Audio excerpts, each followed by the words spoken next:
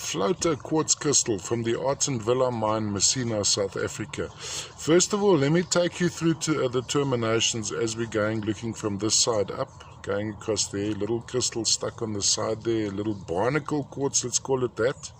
The greyish undertone would be inclusions of hematite in this material. Crystallization happening on this side as well.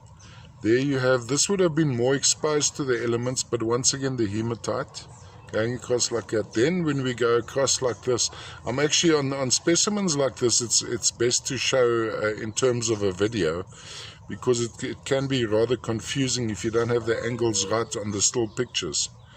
So now, of course, Villa mine, Messina, South Africa, no longer being mined, but what we're always looking for from this deposit is the elusive adjoite and the papagoite.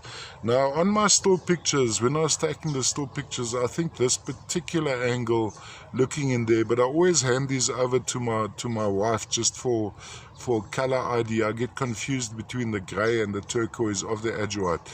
There is a distinct possibility that this one has some adjoite.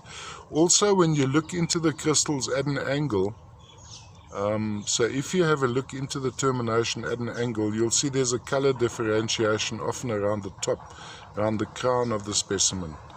So quite possibly some adjoite included here, but as I see it, maybe a little bit of epidite, maybe some piemontite as well. Now the epidite and the piemontite would be running from the epidite crystals, turning from a green to a red, all the way from the Villa mine, Messina, South Africa. These are quite fascinating, and I think beyond just the adjoite and the papagoite, the quartzes from this deposit have such amazing forms and of course inclusions. I think often kaolin clay as well trapped inside them, but as you look into the depths of these specimens, you see all this happening, sometimes minor spooks or phantoms as well.